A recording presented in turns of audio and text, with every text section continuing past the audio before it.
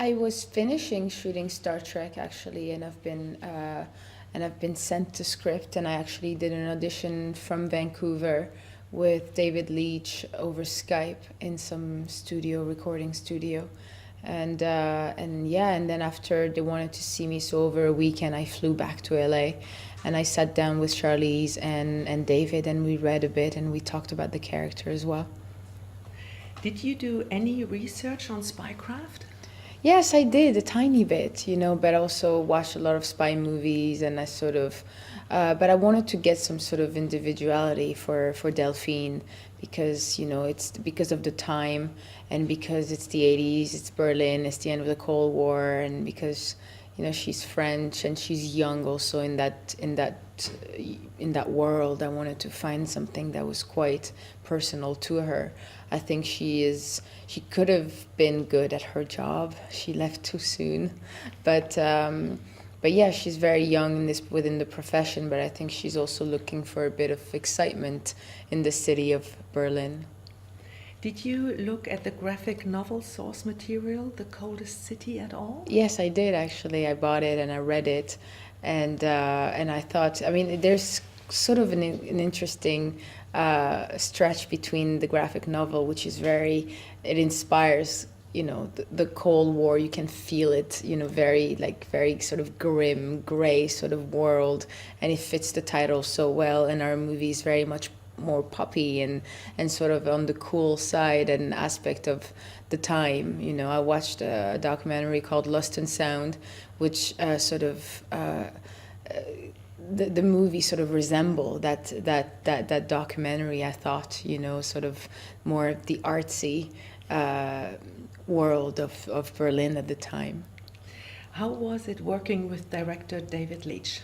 I loved working with him. He was very, sort of sensitive to his actors, and with me, he was very curious to where I was at as an actress and as a person. He was very gentle and very sensitive. Yeah, that's what I noticed, and I didn't have to do anything that was very action driven in the part. I just have a tiny bit towards the end of the movie in the story, but most of what I did with David was talking about the character and the story. So I had a very sort of relationship with the director as opposed to with a former man who is very much from the stunt world.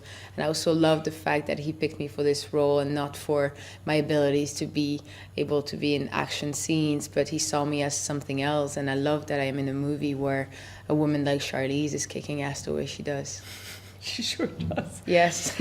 Kingsman, Star Trek, The Mummy, and now Atomic Blonde, one blockbuster after another, and you're still very young. How do you handle that kind of success?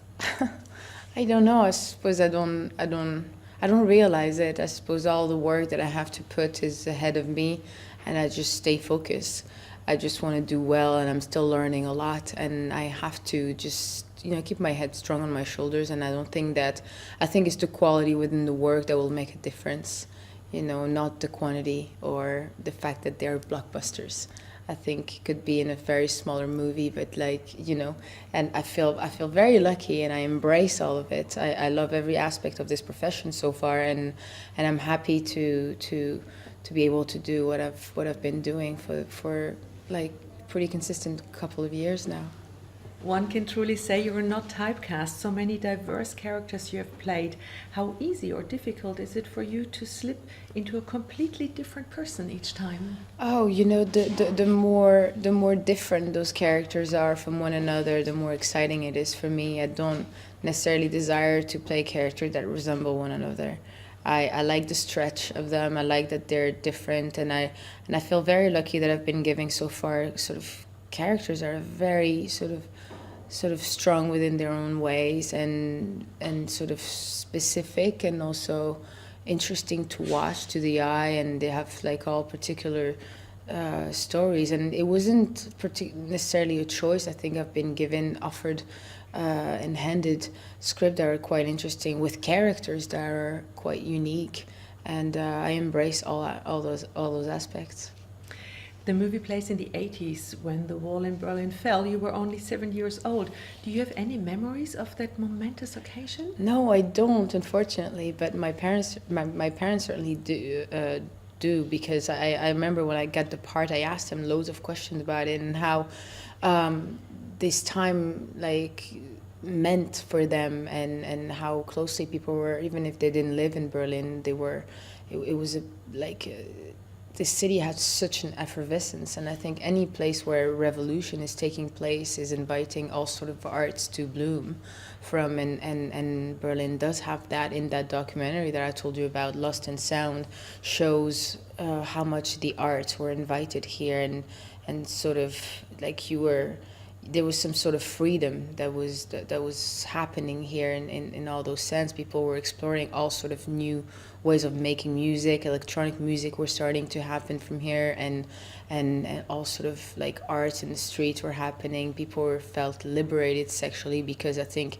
there was some sort of repression that came from the political status of the place, that people went against it and were yearning for some sort of freedom, and through the art it was very much shown. And yeah, I just love that I'm a part of a film that sort of treats that world.